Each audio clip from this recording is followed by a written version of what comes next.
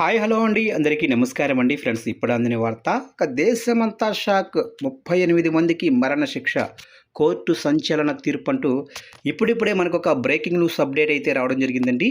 అయితే ఇందుకు సంబంధించిన పూర్తి వివరాలు అయితే మన వీడియోలో తెలుసుకుందామండి. ఎందుకు ఏంటి ఎక్కడ అనేది దీనికి సంబంధించిన క్లారిటీగా తెలుసుకుందామండి. వీడియో మాత్రం పూర్తి వరకు చూడండి ఫ్రెండ్స్, అప్పుడే మనకి పూర్తి సమాచారం అయితే తెలుస్తుంది. ఇక లేట్ చేయకుండా టాపిక్లోకి వెళ్ళిపోదాము.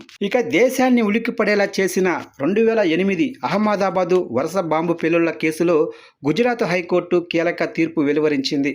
ప్రత్యేక కోర్టు 2022లో విధించిన శిక్షలను సమర్థిస్తూ 38 మంది దోషులకు ఉరిశిక్షను, మరో 11 మందికి యావజ్జీవ కారాగార శిక్షను హైకోర్టు మంగళవారం అంటే ఈరోజు ఖరారు చేసింది.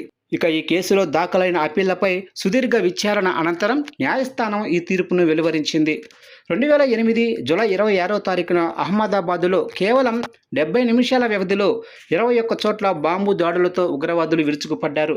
ఈ దాడుల్లో 56 మంది మరణించగా 246 మంది తీవ్ర గాయాలు పాలయ్యారు. ఆ తర్వాత సూరత్లో పేలని బాంబులను పోలీసులు స్వాధీనం చేసుకున్నారు.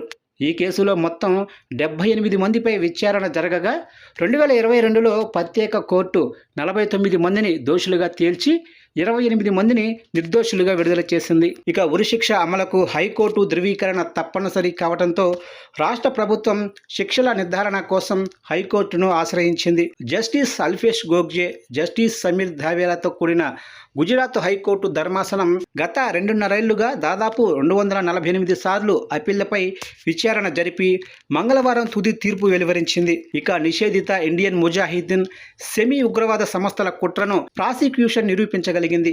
దేశద్రోహం, హత్య నేరాలతో పాటు కఠినమైన ఉగ్రవాద నిరోధక చట్టం ఉఫా కింద దోషులుగా న్యాయస్థానం తేల్చింది. కాగా దేశ చరిత్రలోనే ఒకే కేసులో ఇంత పెద్ద సంఖ్యలో అంటే 38 మందికి ఉరిశిక్షలు ఖరారు కావటం ఇదే ప్రథమం.